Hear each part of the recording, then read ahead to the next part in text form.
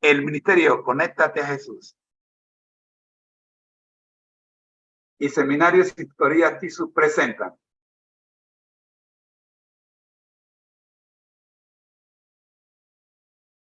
de la serie Feliz para Siempre,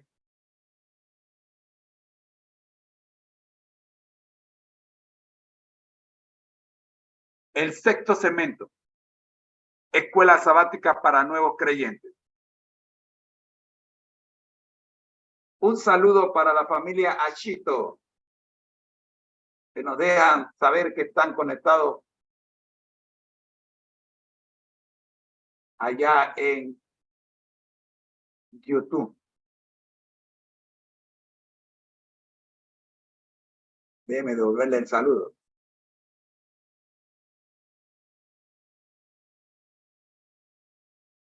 Muy bien. Amigos, es tiempo de orar.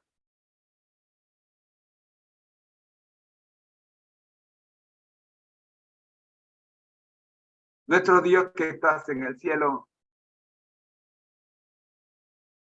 y vives y reinas en la unidad del Espíritu Santo con cada uno de estos tus hijos,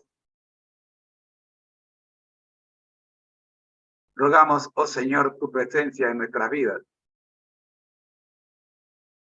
de tal manera que usted tome el control de esta reunión. Oramos por la familia Chito y por todos los que están conectados en las distintas plataformas. En Jesús. Amén.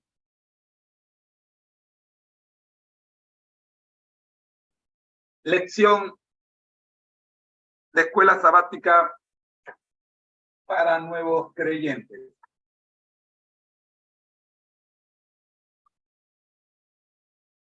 Nos encontramos en la lección número 2.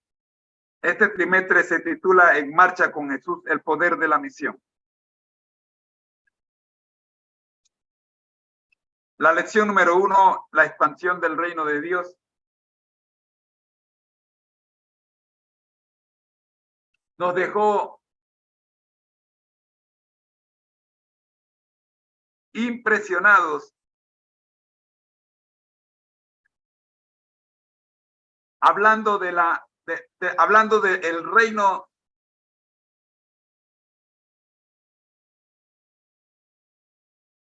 de Dios, si está o no está, si vendrá o no vendrá.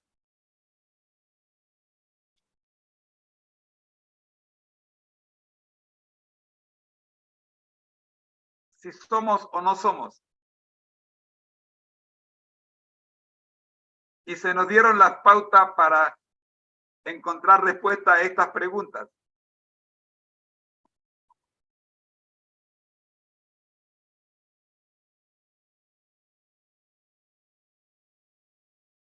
En la misión de Jesús podremos ver la misión de su iglesia. Las preguntas a resolver esta semana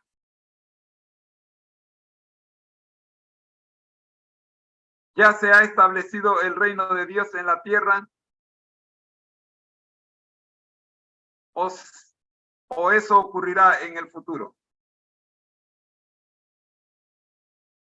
¿O podría ser que ambas cosas fueron ciertas?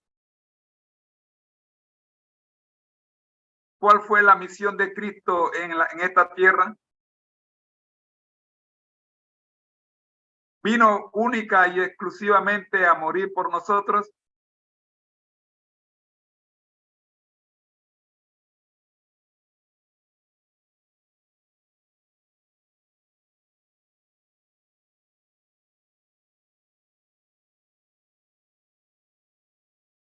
¿En la misión de Cristo en la tierra tengo yo alguna participación?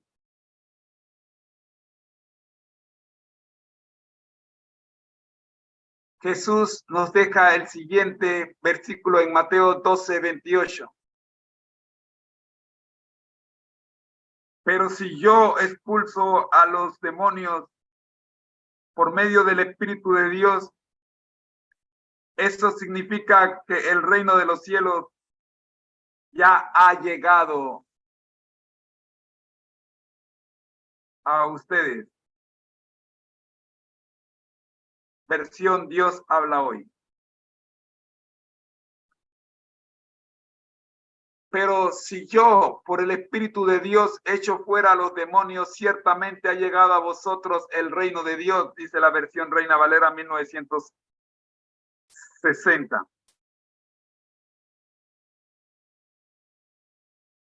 El reino de Dios o reino de los cielos, del cual yo tengo que ser ciudadano para vivir eternamente.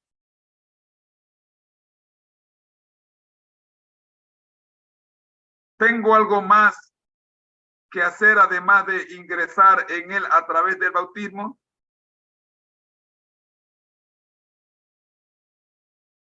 Por supuesto, en la lección vamos a aprender cuál es la parte del cristiano en el reino de Cristo, que Cristo vino a establecer como Rey de Reyes y Señor de Señores.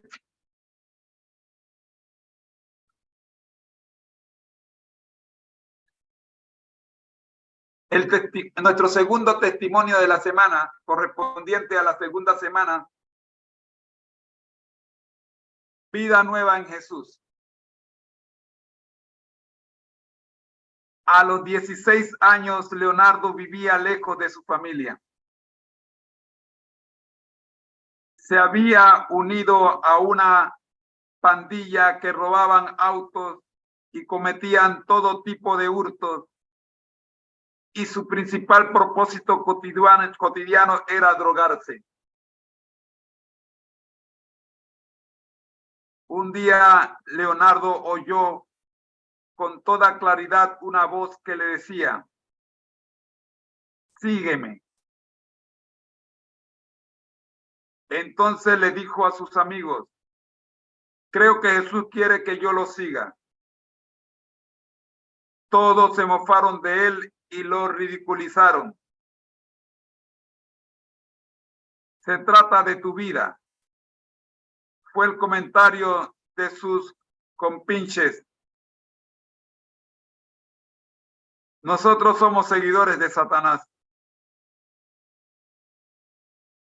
Algún tiempo después, Leonardo oyó de nuevo la misma voz, que solo a él le resultaba audible, diciéndole: sígueme. Esta vez respondió en voz alta: no sé lo que quieres. Hazme saber de alguna manera qué es lo que quieres decirme. Poco después su madre lo llamó y le suplicó que se mudara a la ciudad donde ella vivía, ya que se encontraba enferma. Le pareció que quizás esa era la señal que estaba esperando. Así que Leonardo se fue a vivir con su familia y consiguió abandonar las drogas, aunque seguía tomando alcohol. En una ocasión su padre le entregó una invitación para una serie de reuniones de evangelización que alguien le había dado. Sin saber muy bien por qué decidió asistir. ¿Por qué decidió asistir? Todo comenzó a cambiar. Para mí aquello resultaba sorprendente, sorprendentemente bueno. Era casi increíble, afirma Leonardo. A la mitad de la serie de reuniones se celebró un bautismo. Leonardo, que estaba sentado en la parte de atrás del auditorio, sin vacilar pasó al frente pidiendo ser bautizado. La familia de Leonardo se sorprendió al ver los cambios que estaban ocurriendo en su vida. 2 semanas antes de finalizar aquella serie de conferencias, su mamá y su hermano y su hermana, su hermano y la esposa de este comenzaron a asistir a las reuniones. Cuando Leonardo compara su antigua vida con la nueva, dice con voz emocionada: lo único que cuenta es que Jesús me ha hecho objeto de su amor. Yo estaba en realidad muerto y Él me ha devuelto la vida.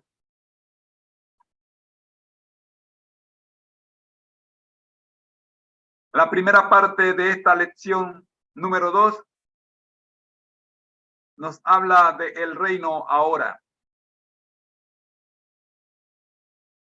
Se requiere ejercitar la fe para aceptar la intangible realidad del reino de Dios. En varias parábolas Jesús les enseñó a los discípulos de modo muy gráfico que el reino de Dios llega de forma prácticamente imperceptible, normalmente con un pequeño comienzo hasta convertirse en algo inmenso. Jesús le dijo a Nicodemo que la obra del Espíritu es invencible y misteriosa, parecida al viento. Juan 3:8. A menos que una persona nazca de nuevo, no podrá ver el reino de Dios ni reconocerlo. Versículo 3. ¿Qué les contestó Jesús a algunos fariseos al preguntarle cuándo vendría el reino de Dios? Lee Lucas 17, 20 y 21. Los judíos esperaban un Mesías rey que vendría acompañado de la pompa, la gloria y el poder militar que caracterizaba a los monarcas terrenales de la época. El reino de Dios, sin embargo, no se exhibe como lo hacen los poderosos de este mundo. Por el contrario, su reino iba a ponerse de manifiesto por medio de la gracia divina que obra en la vida de los hombres y mujeres comunes. Elena G. de White nos explica que el reino de Dios viene sin manifestación exterior. El evangelio de la gracia de Dios, con su espíritu de abnegación, no puede nunca estar en armonía con el espíritu del mundo. El deseado de toda la gente, capítulo 55, página 480. ¿Quiénes no podrán formar parte del reino de Dios? La respuesta está en 1 Corintios 6, versículos 9 y 10. Los pecados enumerados en este pasaje incluyen los pecados comunes, aunque algunos de ellos sean tolerados e incluso considerados socialmente aceptables. Los que se deleitan en vivir practicando esos pecados lo hacen a riesgo de perder la oportunidad de formar parte del reino eterno que Dios está preparando para todos los que aman y esperan su segunda venida. ¿Qué está haciendo Jesús ahora con el fin de tratar el reino de gloria de Dios de traer el reino de gloria de Dios a la tierra mientras que nosotros estamos a la espera del mismo? La respuesta está en Tito 2, versículo 14. Segunda parte. El reino que aún no ha llegado. Jesús predicó el evangelio del reino de Dios. Revisa Marcos 1:14, Lucas 4:43, Lucas 8:1, Hechos 8:12. al comienzo de su ministerio. Marcos registra el mensaje clave de Jesús.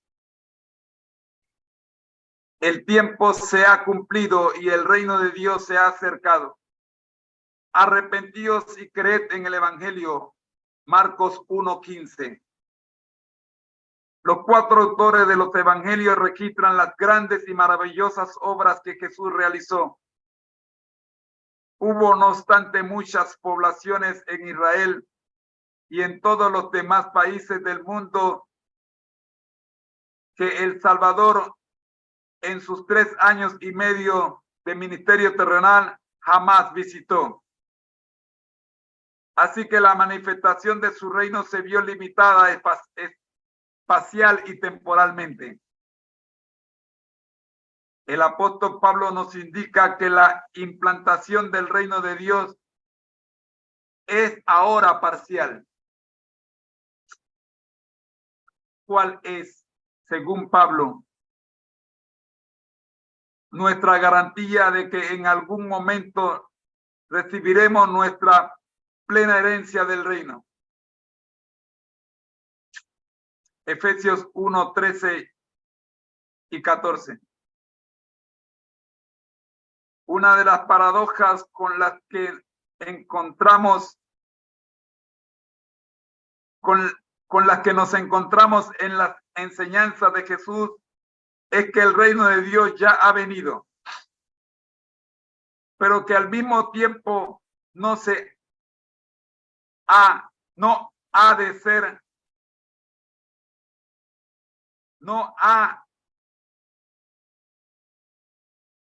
se ha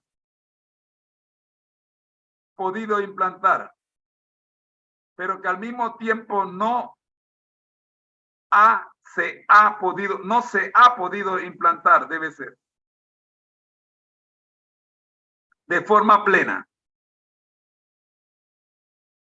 Sabemos que él habló del reino de Dios como ya presente y a la vez como algo futuro.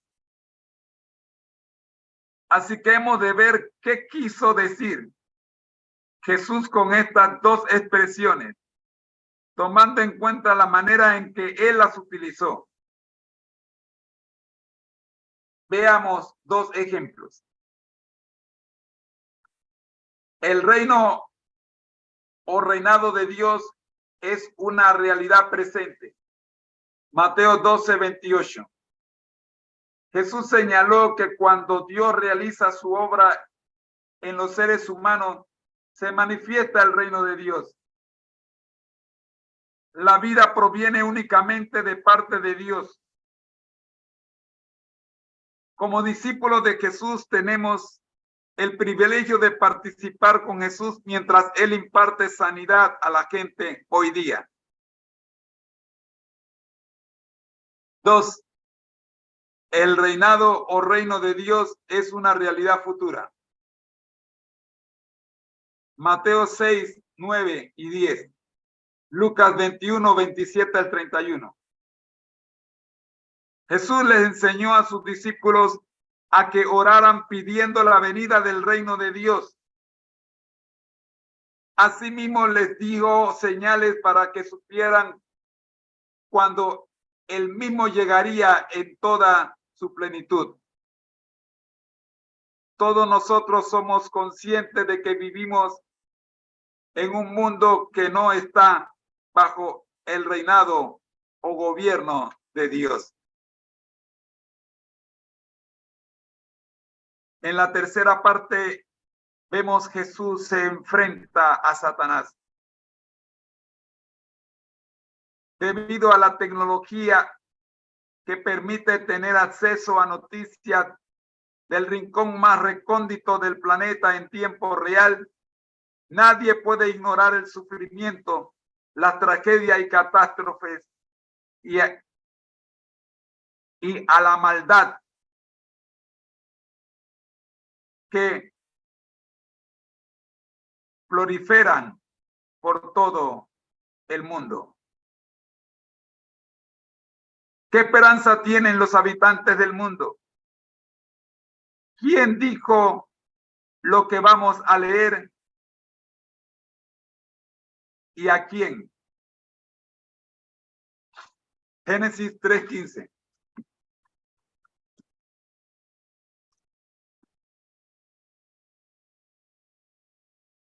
Luego del pecado, del primer pecado cometido por Adán y por Eva, Dios Padre los llama y les dice, pondré, refiriéndose directamente a la serpiente, le dice, pondré enemistad entre ti, refiriéndose a la serpiente, y la mujer, y entre tu simiente y la simiente suya. Esta te herirá en la cabeza y tú la herirás en el talón, o carcañar, como dice la Biblia, Reina Valera, versión 1909.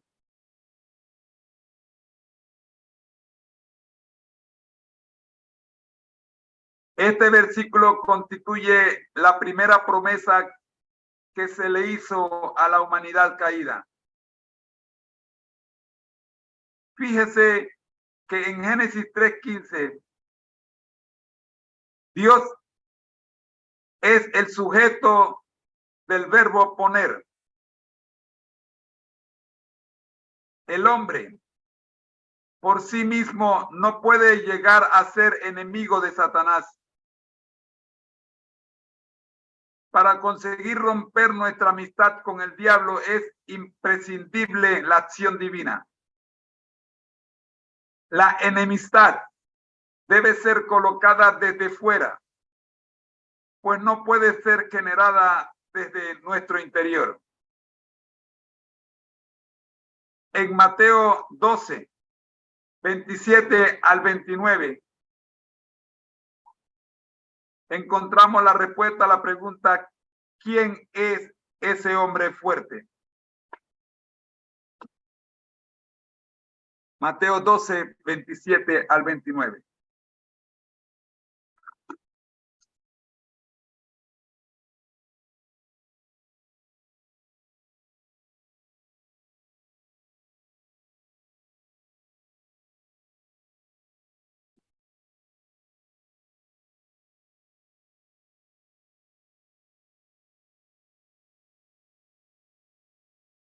La blasfemia contra el Espíritu Santo comienza en el versículo 22.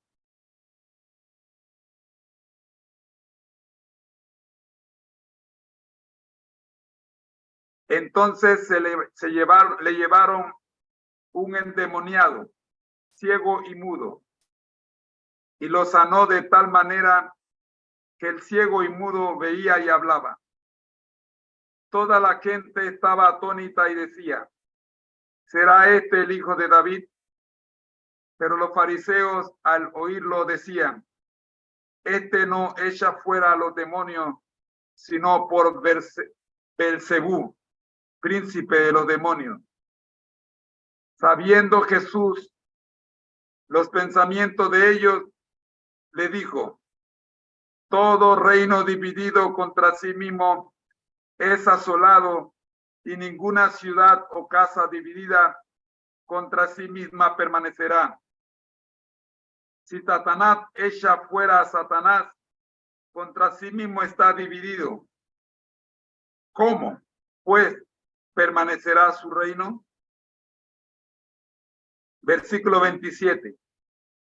Y si yo echo fuera a los demonios por Belcebú, ¿por quién los echan vuestros hijos? Por tanto, ellos serán vuestros jueces. Pero si yo, por el Espíritu de Dios, echo fuera a los demonios, ciertamente ha llegado a vosotros el reino de Dios.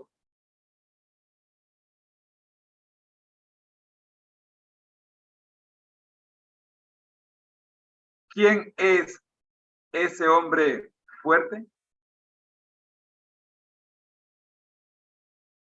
Mis amigos, hasta aquí la lección de escuela sabática número 2 para nuevos creyentes. Continuaremos mañana estudiando este interesante tema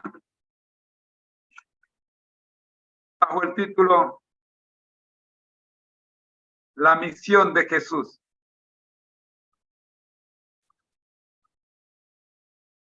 A continuación tendremos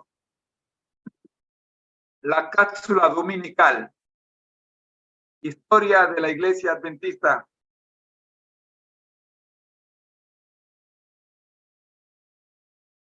La semana pasada estuvimos viendo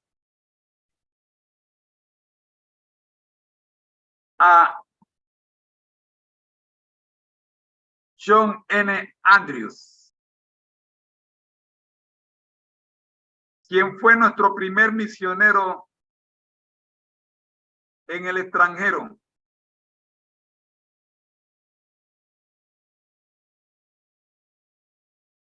Una de las dos mayores y más acreditadas instituciones educativas de la Iglesia llevan su nombre. La Universidad de Andrews, la Universidad Andrews, situada en Berrien Springs, Michigan, Estados Unidos, y el hospital de la capital de Jamaica, Kingston. Fue el primer gran erudito adventista cuyos conocimientos le permitieron fundamentar la bíblica e históricamente algunas de las doctrinas distintivas del adventismo del séptimo día. De él hablamos la semana pasada. Ocupó innumerables cargos de dirigencia.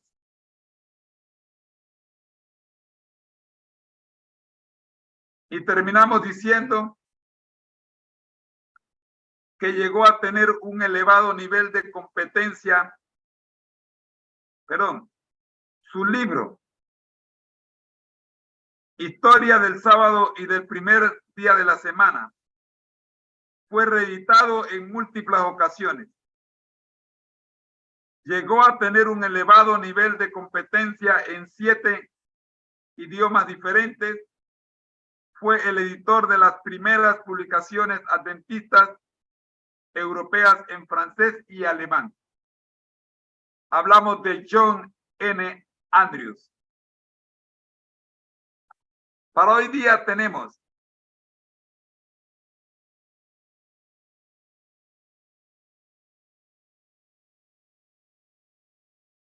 los adventistas, gracias a la orientación profética, siempre hemos creído que en el sentido más elevado, la obra de la educación y de la redención son una,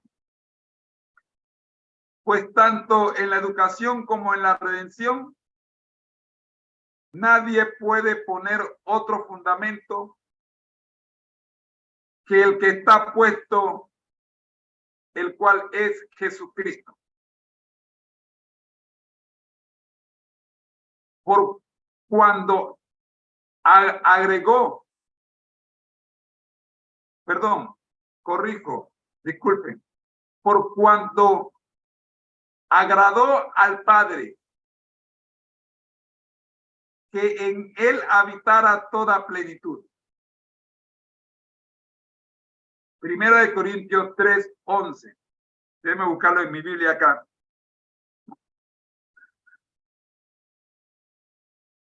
Para leerlo completo. Primera de Corintios 3:11.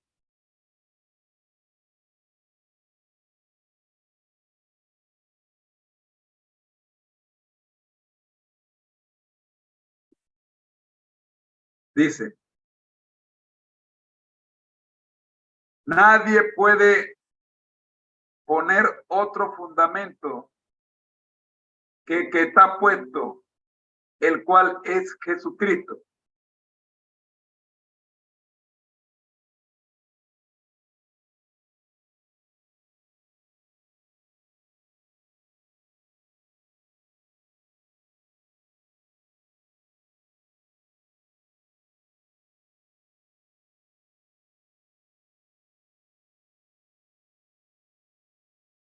Miremos también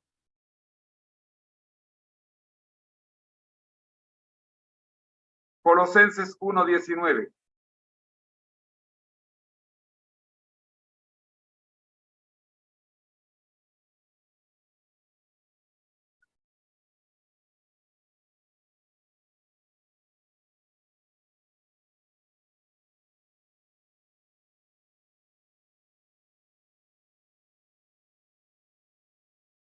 Porque el Padre agradó que en él habitara toda la plenitud. Porque al Padre agradó que en él habitara toda la plenitud.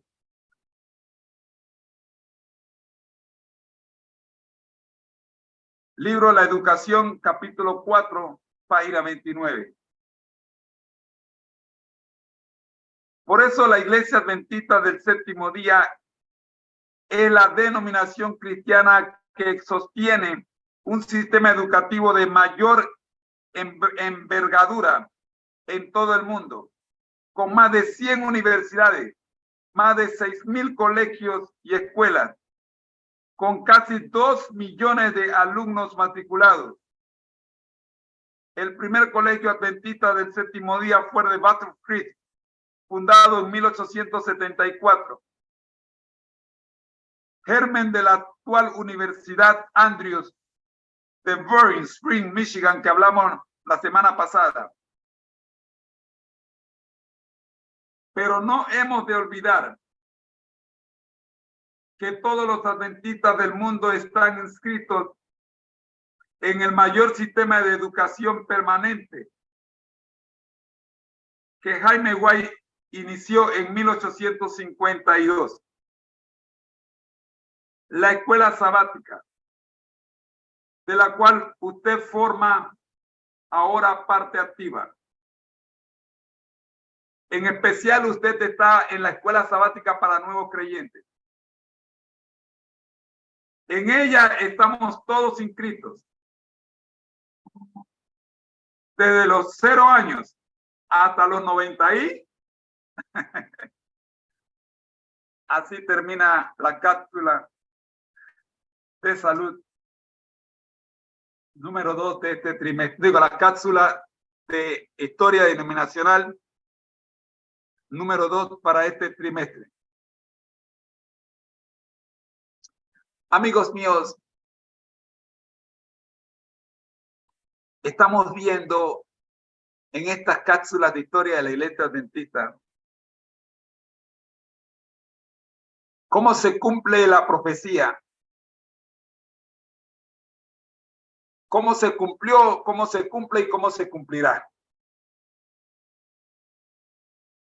Por ello es importante que no olvidemos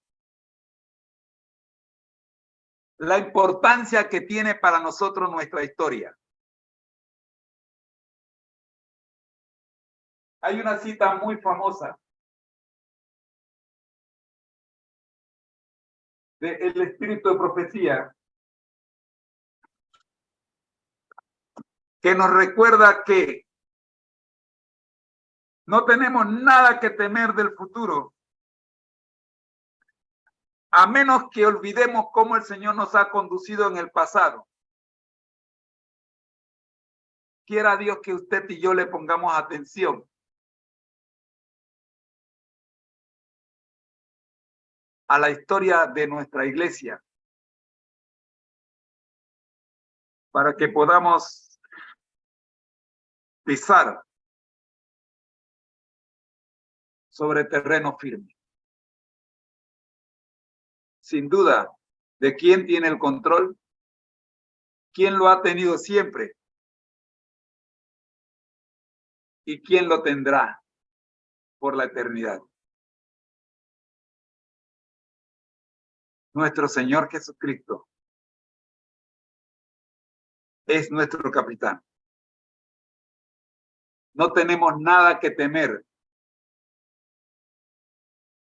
de las tormentas que se presentan ahora y se presentarán en el futuro. Tormentas mayores ya fueron vencidas, porque Jesús es el capitán. Oremos. No somos dignos, oh Señor, de tanto privilegio. Pero al estar en la embarcación que se llama Pueblo de Dios, específicamente Iglesia Adventista del Séptimo Día, nos sentimos seguros, oh Dios, porque al revisar la historia, vemos cómo tormentas terribles azotaron la embarcación, pero ninguna de ellas pudo o ha podido derrotarla, porque Jesús es el capitán. Al apóstol Pablo, camino a Roma, se le dijo: ninguna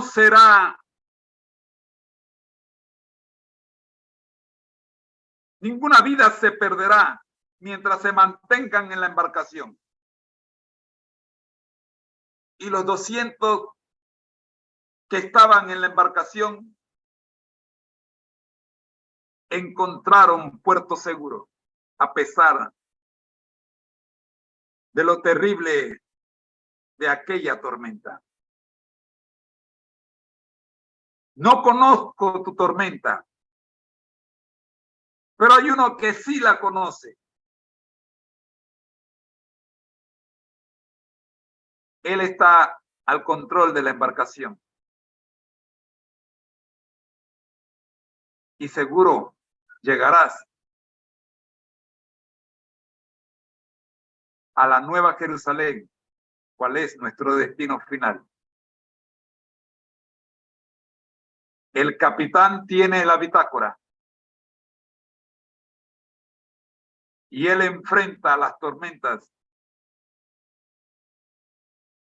Y usted y yo estamos seguros en sus manos. Gracias, Señor, por conducirnos. En Jesús. Amén. Hasta aquí el segmento La escuela sabática para nuevos creyentes en la cápsula de la historia de la Iglesia Adventista número 2 de este cuarto y último trimestre del año.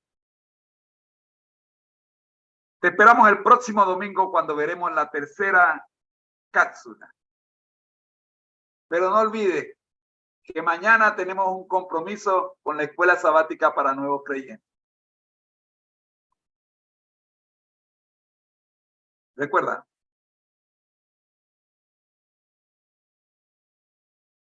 no tenemos nada que temer del futuro, a menos que olvidemos cómo el Señor nos ha conducido en el pasado. Soy tu hermano en Cristo, José Moreno, y deseo que pases una feliz semana.